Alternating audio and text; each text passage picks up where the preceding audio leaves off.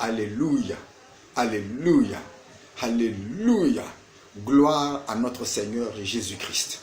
Je vous salue dans le précieux et glorieux nom de notre Seigneur Jésus-Christ. Avant de vous présenter cette analyse unique des textes du Nigeria, je voudrais signifier ceci. L'analyse des textes du Bénin de cette semaine a déjà été faite la semaine dernière dans les textes du Nigeria. Donc vous rentrez sur ma page, Kwasi Didier Diango, et vous voyez Jean-Baptiste, précurseur de Jésus-Christ. C'est l'analyse des textes du Bénin pour cette semaine. Donc aujourd'hui, je vais réaliser une analyse unique, celle des textes du Nigeria. Voici alors votre émission hebdomadaire qui concerne l'analyse des textes du Nigeria pour le dimanche 16 décembre 2018. Les textes sont Proverbes 8, verset 22 au verset 36 et Colossiens 1, verset 12 au verset 23. Nous trouvons le thème de notre vidéo dans le premier verset. Proverbe 8, verset 22. Et il est écrit: L'Éternel m'a créé la première de ses œuvres. Ça, il s'agit de la prééminence de Christ. Avant ses œuvres les plus anciennes, il s'agit ici de la préexistence de Christ. Donc nous allons parler cette semaine de la préexistence et de la prééminence de Christ. Notez déjà que je dis bien de Christ et non pas de Jésus. Nous parlons ici de Christ et non pas de Jésus-Christ. Il y a une grande différence. Christ est la dimension spirituelle, est la dimension céleste.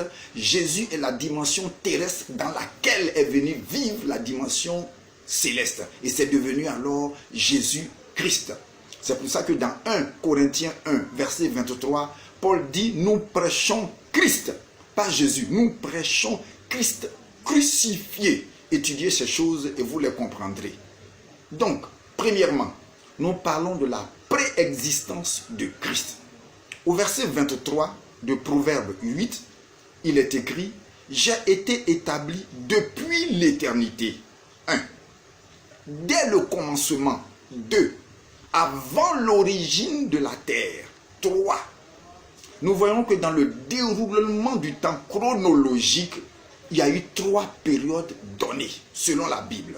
Il y a l'éternité, il y a le commencement et son déroulement de temps, et il y a l'origine de la terre jusqu'à aujourd'hui. Quand vous prenez Genèse 1, verset 1, il est écrit: au commencement, Dieu créa les cieux et la terre. Les 3 temps sont ici marqués. Au commencement, Dieu créa les cieux et la terre. Il y a le commencement. Dieu a d'abord créé les cieux, Jupiter, Vénus, Mars, Saturne, les étoiles, le soleil. Il a créé l'armée des cieux. Et puis longtemps après, il a créé la terre. Mais avant ce commencement, Dieu était quelque part. Il faut être quelque part pour créer autre chose. Donc là où Dieu s'était né, c'était dans l'éternité. Donc Dieu est dans l'éternité. Et puis après, il arrive dans le commencement, il crée. Et maintenant, il arrive à l'origine de la terre et il crée encore autre chose. Deuxièmement, il est dit que l'Éternel m'a créé la première de ses œuvres. Le m'a, le M apostrophe. On parle de qui? Je le dis tout de suite et nous allons le démontrer plus tard. On parle de Christ. Ici, le terme employé est Dieu m'a créé. C'est un terme qui n'est pas approprié, qui n'est pas exact. Quand vous lisez la Bible amplifiée, il emploie un autre terme. Et ce même mot revient dans Matthieu 1, verset 2, où on dit Abraham engendra Isaac. Oui, le terme c'est engendré. Jésus a été engendré. Christ a été engendré, non pas créé. Il y a une différence entre engendrer et créer. Engendrer, c'est produit de lui-même. C'est différent de fabriquer, manipuler, inventer. Ça, c'est de la création. Or, ce qui sort ipso facto de quelque chose n'est pas une création. ça vient à l'existence de lui-même. J'ouvre une parenthèse. La femme n'a pas la capacité d'engendrer. Selon le dictionnaire de l'Académie de 1932, on dit engendrer s'applique uniquement au mâle, c'est-à-dire au genre masculin. La femme procrée, elle n'engendre pas. Procréer, c'est créer avec l'aide de quelqu'un. Donc la femme est co-créatrice avec l'homme. Or, l'homme est co-créateur avec Dieu. Les hommes, ne vous réjouissez pas. On parle uniquement de la partie physique. L'âme et l'esprit devant Dieu, de l'homme et de la femme, sont pareils, identiques. Et vont subir le même sort. Donc ici, on parle de la partie physique. La femme est co-créatrice avec l'homme. Or, l'homme, lui, il est co-créateur avec Dieu. Je vais faire encore à nouveau une parenthèse. Une bonne remarque. Regardez, le genre humain a été corrompu 2 fois. D'abord, Adam a corrompu le genre humain et a transmis le germe du péché à sa descendance. Dieu alors a éliminé, a exterminé l'ancien monde et il a plébiscité Noé. Mais nous savons que si Jésus est venu, c'est que le genre humain qui est né de Noé s'est aussi corrompu. Donc la corruption a attaqué 2 fois le genre humain. Dieu alors change de stratégie. Dieu sait que la femme n'engendre pas, mais elle procrée avec l'aide de l'homme. Cette fois-ci, Dieu change de stratégie. Il envoie un autre homme, un autre type d'homme, devrais-je dire. Il prend l'ovule de la femme et lui-même vient s'incarner dans cet ovule. Donc Marie engendre un type d'homme qu'Adam n'a pu engendrer. Pour envoyer un type nouveau, selon Éphésiens 4, verset 24, et selon Colossiens 3, verset 10, ce qu'on appelle l'homme nouveau, le type d'homme nouveau en Christ. Si vous étudiez ce type d'homme, vous allez comprendre qui vous êtes, qui nous sommes. Donc, Christ n'a pas été créé, il a été engendré. Je t'explique. La fumée sort indubitablement du feu. Quand tu allumes le feu, la fumée sort. Ce n'est pas le feu qui crée la fumée, mais quand tu allumes le feu, automatiquement la fumée sort. On appelle ça engendrer. Quand la femme est enceinte, au fur et à mesure que son ventre se développe, ses seins aussi se gonflent de lait. Elle ne crée pas le lait. Le lait vient directement dans ses seins, pas dans sa tête, pas dans ses oreilles, pas dans ses pieds. Ça vient dans ses seins. Donc le lait est intrinsèque et dans le corps de la femme. Et au développement de la grossesse, le lait vient. C'est la même chose. La croissance des os, c'est la même chose. L'extensibilité des os, le fait de croître et de grandir est inhérent aux os eux-mêmes. Donc Jésus est inhérent à Dieu. Il est en Dieu. Donc ici il est dit au verset 23, depuis l'éternité, je suis avec Dieu. Donc regardez bien, Dieu s'appelle l'Éternel. Alléluia. Mais Dieu n'est pas éternel.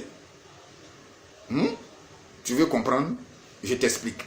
Dieu s'appelle l'Éternel. Les Septante dans la Bible, au lieu d'écrire Yahweh, qui est le nom de Dieu, qui veut dire Jéhovah. En Israël, si tu vas que tu dis Jéhovah, tout le monde se met automatiquement face contre terre. Le nom avec lequel toi tu t'amuses ici là.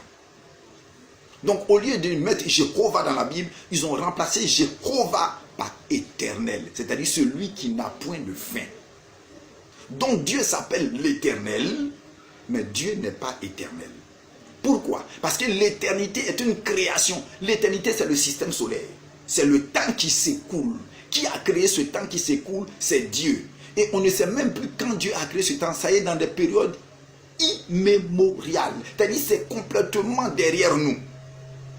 Donc Dieu, c'est pour ça qu'on appelle ça l'éternité. Tellement on ne peut plus saisir la quantité de temps qui s'est écoulé. Dieu n'est pas éternel parce que Dieu était avant cette création. L'éternité tient dans la main de Dieu. Dieu n'est pas éternel. Dieu est. Point. Il a dit à Moïse, je suis. C'est celui qui ne finit jamais, qui n'a pas le temps. On ne peut pas le marquer, on ne peut pas le... Il dit, je suis le commencement et la fin. Donc, il est avant tout ça. Alléluia, alléluia, alléluia. Donc, Dieu est. Jésus aussi, non, Christ est avec. Je fais ça pour que tu comprennes les termes. Christ est avec Dieu. Il dit, j'ai été établi depuis l'éternité. Donc, Jésus préexistait, existait avant l'éternité, avant le commencement et avant l'origine de la terre. C'est ce que la deuxième lecture nous dit dans Colossiens, verset 16 et verset 17. Quand tu lis, tu comprends alors ce que la deuxième lecture dit. Écoute bien, je la lis pour toi. Colossiens, j'y suis, 1, à partir du verset 16. Et je lis. Il est écrit, car en lui ont été créées toutes les choses. Car en lui ont été créées toutes les choses qui sont dans les cieux et qui sont sur la terre. Les visibles, les choses visibles, les choses invisibles, les trônes, les dignités, les dominations, les autorités. Tout a été créé par lui et pour lui.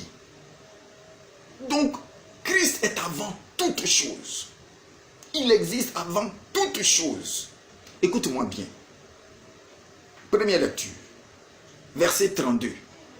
On parle de qui même en fait? J'ai été créé avant la première, avant que le soleil, avant que les cieux soient chargés d'eau, avant que c'est de qui même on parle? Écoute, le verset que nous avons pris tout à l'heure, le verset 23, il est écrit établi, établi avec eux. Donc c'est un féminin. Mais quand tu prends le premier verset, on dit, moi la sagesse, je parle. Donc c'est de la sagesse qu'il s'agit. C'est la sagesse qui a été établie, la première des œuvres de Dieu. Et au verset 35, la sagesse continue de parler et dit, celui qui m'écoute a trouvé la vie. Je le répète, celui qui m'écoute, moi la sagesse, a trouvé la vie. Prends Jean 1, verset 1, un verset que tu connais par cœur. Au commencement, Dieu créa les cieux et le monde. Au commencement était la parole. On est bien d'accord? Au commencement était la parole. Et la parole était avec Dieu. Donc tu vois que la parole était avec Dieu. Écoute-moi, si tu veux connaître un homme, écoute sa parole. Écoute-le parler. Si tu veux découvrir un homme, écoute-le parler. Tu sauras qui il est. Au commencement était la parole. Et la parole était où? Avec Dieu. Où ça? En Dieu. Ce que tu dis, ce que je suis en train de dire, sort de moi, tu le vois. Donc cette parole est en moi. Elle était au commencement avec Dieu. Toutes choses ont été faites par elle. C'est ce que les deux lectures nous disent. Toutes choses ont été faites par elle. Et rien de ce qui a été fait n'a été fait sans elle. Et la parole ajoute, en elle était la vie. C'est pour ça que la nourriture nous dit, celui qui m'a trouvé a trouvé la vie. Dans la parole, il y a la vie. Oh, qui est cette parole? C'est Jésus. Il continue. Et la vie était la lumière des hommes. Je vais t'étonner. Quand tu prends Genèse 1, verset 3, on dit, Dieu dit que la lumière soit, et la lumière fut. Il s'agit de quelle lumière? Puisque au verset 4 de Genèse 1, on dit Dieu a créé les grands luminaires, le soleil et la lune. Or, c'est le soleil et la lune qui nous envoient la lumière. Donc, si ça a été créé au 4e jour, donc, la lumière qui a jailli là, c'est qui? Ça vient d'où? C'est quelle lumière? En elle était la vie. Et la vie était la lumière des hommes. Ce qui a jailli là, c'est Jésus-Christ. C'est Jésus-Christ qui est cette lumière du commencement. Et ça rejoint exactement les deux termes que nous sommes en train de développer ici. Donc, nous voyons bien que Jésus est la vie. Jésus-Christ est la vie. Quelle vie? La vie Zoé. Ce n'est pas la vie physique. Ce n'est pas la vie de l'existence. Non, non, non, non. Ce n'est pas de ça qu'on parle. Quand on dit en elle était la vie, dans la parole, il y a la vie Zoé. Zoé veut dire quoi? La qualité de vie de Dieu. La vie qui produit le miracle. La vie qui produit le changement. La vie qui envoie toutes choses à l'existence. La vie miraculeuse. C'est ça qu'on appelle. C'est la nature de Dieu. La nature de Dieu, c'est de faire des nouvelles et des belles et des bonnes choses. C'est ça la vie Zoé. En elle était la vie Zoé. Maintenant, écoute-moi très bien. Je vais t'étonner. Toi-même qui m'écoutes et moi-même qui est en train de parler. Prends Éphésiens 1. Retournons à Éphésiens 1, Et écoute ce que Éphésiens nous dit. Oui, je l'ai. Éphésiens 1, à partir du verset 3. Il est écrit, béni soit Dieu, le Père de notre Seigneur Jésus-Christ, qui nous a bénis de toutes sortes de bénédictions dans les lieux célestes, en Christ. Mon frère, ce n'est pas ici que je suis béni. J'ai été béni depuis le ciel, qui nous a bénis de toutes sortes de bénédictions spirituelles dans les lieux célestes. Avant qu'on ait créé la terre, j'existais, tu existais. On était où? En Christ. Où? Dans les lieux célestes. C'est pour ça que nous avons été bénis. C'est pour ça que nous sommes avant la fondation du monde. Oh, alléluia. Oh, gloire à notre Seigneur Jésus. La même manière, Jésus existait avant toute la création. Moi aussi, j'existais avant toute la création parce que j'étais en Christ. Je peux te dire quelque chose qui va t'étonner. Je continue cependant la lecture. Romains. Allons-y avec Romains. Romains 8, verset 29. Si tu la prends avec moi, je le lis pour toi. Romains 8, je l'ai, verset 29. Et je lis. Il dit, car ceux qu'il a connus d'avance. Il m'a connu où? D'avance où? Quand j'étais en Christ avant la fondation de la terre. Ceux qu'il a connus d'avance, il les a aussi prédestinés à être semblables, oh, alléluia, à l'image de Jésus-Christ, son Fils. Dieu t'a destiné à être comme Jésus, son Fils, d'avance, afin que son Fils fût le premier d'entre plusieurs frères. Maintenant, écoute la suite. Ceux qu'il a ainsi prédestinés, il les a appelés, où? Étant sur la terre. Mon frère, quand on appelle, tu vois la personne, mais c'est sa voix que tu entends. Jean le parle. Jean parle. Il dit, c'est Jésus qui parle. Les brebis entendent ma voix. Les brebis entendent ma voix. Je ne vois pas Jésus, mais j'entends. Quand tu entends la voix de quelqu'un et que tu la reconnais, ce qu'il voulait dire, ça veut dire auparavant que tu l'as déjà connu. Donc tu connais cette voix. À l'entendre, tu la reconnais. Mon frère, voilà d'où toi et moi nous venons. Nous venons du ciel. Pas en tant que chrétien céleste, en tant qu'homme céleste. Nous sommes des hommes célestes avant d'être manifestés sur cette terre. Je vais t'étonner. Le péché n'est pas né sur la terre. Le péché est né au ciel. C'est là-bas pour la première fois que Satan s'est rébellé contre Dieu et il a pris le tiers des anges avec lui. Le tiers des anges. Le tiers. Dieu a créé ses enfants parfaits. Satan a réussi à voler le tiers.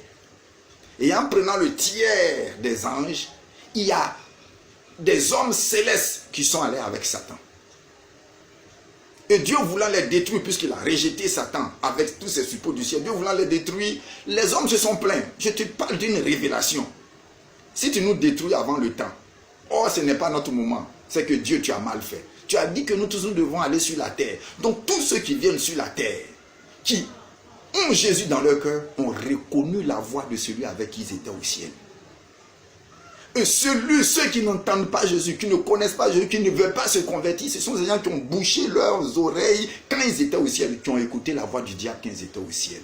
C'est pour ça que ne vous fatiguez pas. Quand vous prêchez, ceux qui doivent écouter votre voix, écouteront la voix de Jésus, viendront. Ne forcez pas. Celui qui n'a pas envie d'écouter la Jésus, c'est qu'au ciel, il ne voulait pas entendre Jésus-Christ. C'est une révélation puissante que je suis en train de te faire aujourd'hui. Toi et moi, nous avons accepté Jésus depuis le ciel. C'est pour ça que le même sang qui a lavé le ciel, le même sang te lave toi et moi. Alléluia, gloire à Jésus-Christ. Je termine. Jésus préexistait. Moi aussi, je préexistais avec Jésus. Maintenant, voyons la prééminence de Christ. Christ est le premier. Écoute, c'est la deuxième lecture au verset 15 qui le dit. Il dit bien que Jésus est le premier. Lisons, nous sommes dans Colossiens 1. Ici, oui, je l'ai. Colossiens, chapitre 1, à partir du verset 15. Il dit exactement ceci. Il est l'image du Dieu invisible. On parle de Christ. Le premier-né de toute la création. Jésus est le premier-né de toute la création. Adam est le premier-né du genre humain. Ce n'est pas la même chose, mon frère. Jésus est le premier-né de toute la création. Adam est le premier-né du genre humain. Maintenant, laisse-moi te dire quelque chose qui va te troubler. Mais reste serein. Écoute-moi bien attentivement.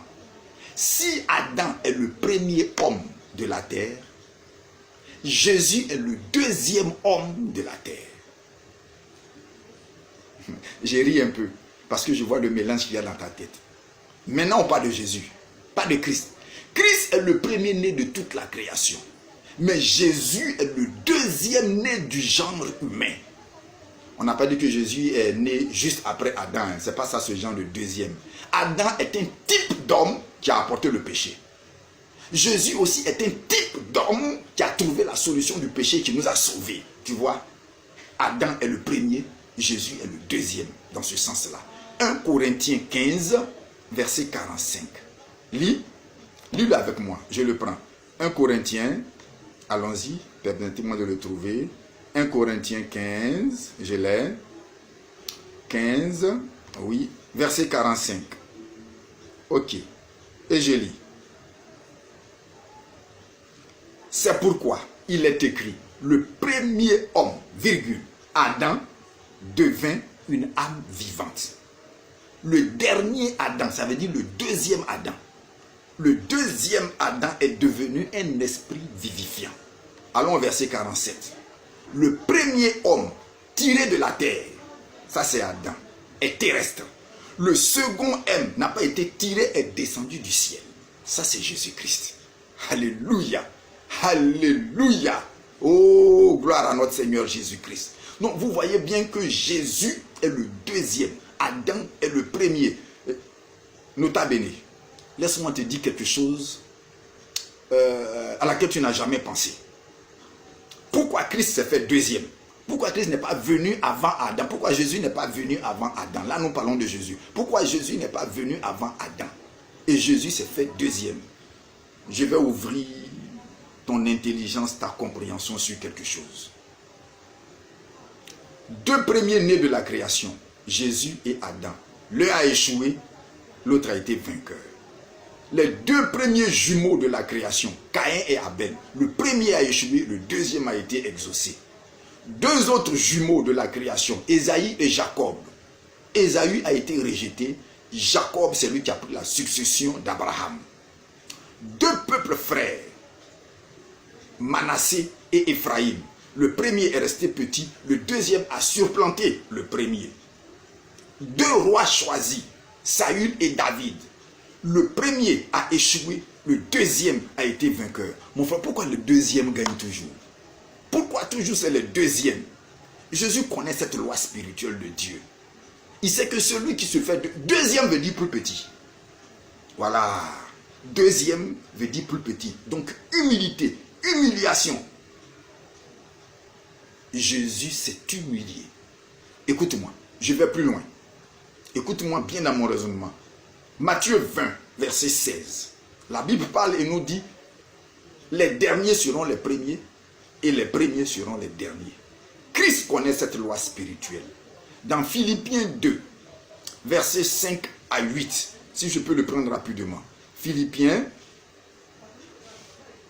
chapitre 2, verset 5, on parle ici de Christ. Ayez en vous les sentiments qui étaient en Jésus-Christ, lequel existe en forme de Dieu, n'a point regardé comme une proie à arracher d'être égal à Dieu. Donc Jésus et Dieu étaient égaux. Jésus-Christ et Dieu étaient égaux. Mais on a détaché Christ et il n'a point regardé comme une proie, comme trop difficile d'être diminué. Et écoute ce qu'on dit. Mais il s'est dépouillé lui-même en prenant une forme de serviteur, en devenant semblable aux hommes et ayant paru comme un simple homme. Il s'est humilié, il est devenu plus petit, se rendant obéissant jusqu'à la mort, même jusqu'à la mort de la croix. Donc laisse-moi te dire quelque chose. Jésus s'est humilié 7 fois. Tu entends bien? 7 fois, Jésus s'est rendu plus petit. Il était Dieu. Il a pris la forme de fils. Donc il a diminué. 1. Il est devenu simple homme. C'est ce que la Bible nous dit. 2. il est devenu serviteur, c'est-à-dire esclave, soumis au péché. 3. Il allait jusqu'à la croix. Maudit est quiconque est pendu à la croix. Donc il a été malédiction pour toi et pour moi. 4. Ensuite, il est mort, assujetti à la mort. La mort l'a dominé. Ensuite, il a été enseveli. 6, c'est-à-dire il est devenu poussière. Et 7, il est rentré dans le séjour des morts, c'est-à-dire en prison. 7 fois, il s'est humilié. 7 fois, il a accepté. Adam a tué sa propre génération. Jésus s'est donné volontairement à la mort pour sauver sa génération personnelle. Alléluia, alléluia. C'est pour ça que la Bible dit, quand tu lis dans Philippiens 2 et tu continues au verset 9, on dit c'est pourquoi Dieu l'a souverainement élevé et lui a donné le nom qui est au-dessus de tous les noms. Alléluia, alléluia, alléluia. Gloire à Dieu. Le nom qui est au-dessus de tous les noms. 7 fois humilié, 7 fois élevé. Mon frère, d'où tu viens? Tu viens du ciel. 1 Corinthiens 15, verset 46. La Bible nous dit, ce n'est pas ce qui est spirituel qui est premier. Ce qui vient le premier est animal. C'est pour ça que Adam est venu le premier. Ce qui est spirituel vient ensuite. Ensuite veut dire quoi? Vient ensuite au secours de ce qui est animal. Donc ce qui est animal est arrivé. Dieu laisse la chair s'exprimer jusqu'à ce que la chair atteigne ses limites. Vous n'avez jamais vu quand vous vous battez, vous luttez contre Dieu, vous voulez faire les choses de vous-même. Quand ça ne veut pas, quand vous ne pouvez plus, c'est même vous criez, oh Dieu, au secours. C'est maintenant l'esprit va venir. La chair va s'exprimer d'abord. Quand la chair atteint ses limites, maintenant l'esprit vient. Ce qui est spirituel vient ensuite. Alors, quand ça vient, Dieu t'élève. Parce que tu as confiance maintenant dans l'Esprit de Dieu. La prééminence de Jésus-Christ. Jésus s'est humilié et il a alors pris sa première position. Le Jésus que toi et moi nous adorons, je vais le définir en un mot très simple. Dieu est la vapeur. La vapeur d'eau, l'air, du gaz. Tout le monde l'a, mais personne ne le possède. Jésus est l'eau. Le liquide eau, c'est Jésus. Maintenant, si l'eau doit devenir chaude ou devenir froide, si elle doit être solide, si elle doit être liquide, si elle doit être buvable, ça c'est le Saint-Esprit. C'est l'action créatrice du Saint-Esprit. Selon que tu en as besoin, ça devient chaud ou froid ou solide ou liquide pour toi. Tous ceux qui ont Dieu ont le gaz. Mais seuls ceux qui ont le liquide, Jésus-Christ, connaissent la valeur du gaz. L'eau est sans couleur, sans saveur, sans odeur, mais elle désaltère plus que toute autre boisson. Ça, c'est Jésus-Christ. Ça, c'est mon Christ que j'adore. Les autres religions n'ont pas Christ.